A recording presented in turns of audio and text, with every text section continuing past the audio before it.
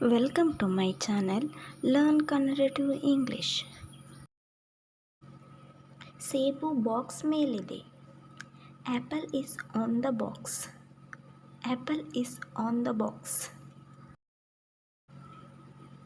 ಸೇಬು ಬಾಕ್ಸ್ನ ಮುಂದೆ ಇದೆ. Apple is in front of the box. Apple is in front of the box.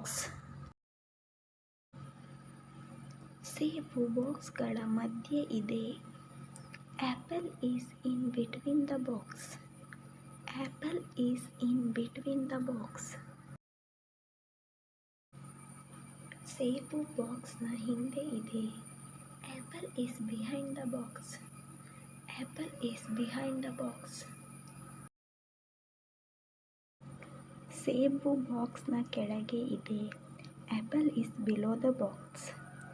Apple is below the box. ನನ್ನ ವಿಡಿಯೋನ ನೀವು ನೋಡ್ತಿದ್ರೆ ಸಬ್ಸ್ಕ್ರೈಬ್ ಮಾಡಿ, ಲೈಕ್ ಮಾಡಿ,